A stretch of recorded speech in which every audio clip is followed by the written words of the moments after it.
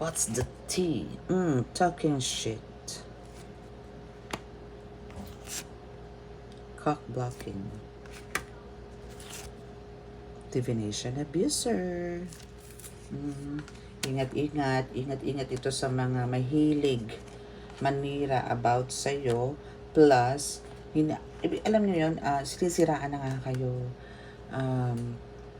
Sinisiraan na kayo, dilalait na kayo, hinuhusgahan na kayo. Pero, divination abuser is saying na, kumbaga, andito yung, akala mo, okay sila, nakaharap ka. But, andito yung, meron din silang pamamaraan o meron silang ginagawa sa'yo. Nagbibigay sila ng curse, no? Or spell work sa'yo. Panalangin na hindi maganda, na ikasisira mo, ikakawindang mo, mga tipong ganyan. So, andito yung madalas, no? Nakikipag-usap siya sa mga tao, pero andito yung sirang-sira ka naman sa kanila. At siya yung umaangat. Inaangat at inaangat niya yung sarili niya. So, ingat kayo sa ganito, no?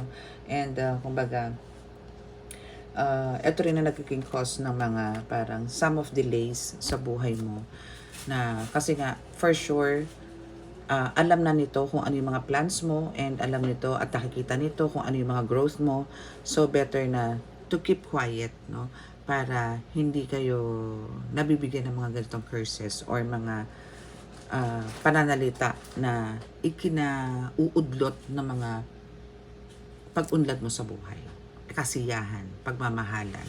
Kasi ang gusto nito is yung magkaroon ka ng hatred, yung magkaroon ka ng galit, no? And may sisihin kang iba. Which is hindi naman ikaw yun. Okay?